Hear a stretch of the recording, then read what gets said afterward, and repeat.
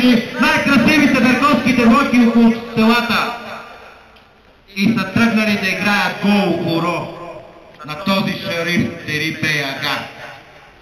Ние не сме го забравили това и това не трябва да го позволяваме.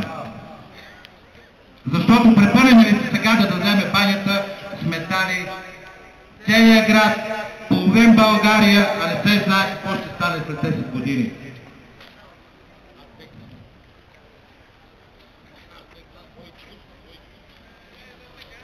Моля всички съграждани, които още сте отдалечени от нас, елате към нас, елате към своите съседи, елате към своите съграждани.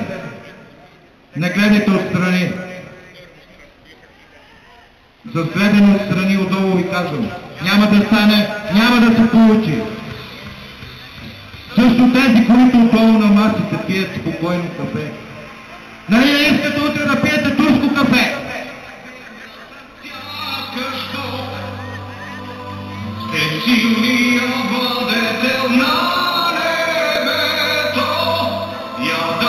Се движат по улиците по площада, а не дойдат тук да подкрепят това дело.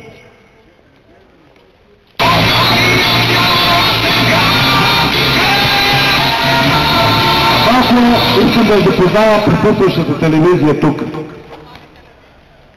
Много от нас берковчени са в част, някои не са в част, а господа репортерите въобще. Тази рийска берковска баня съществува от 2001 година. Не случайно през 1939 година силно комисара, влизайки за една от руските колони арки, които се намират в банята отзад, намира една плоча, на която плоча пише, че тази баня е творена на онзи рийски легион, който е охранявал пътя от Рицария, Берг-Липец, клиновата на победата, така се казва нашия край. Защото сме били едно много лошо племе, което много от рийските императори, като са чуели за нас и са се завили с онова червеното платнище отгоре,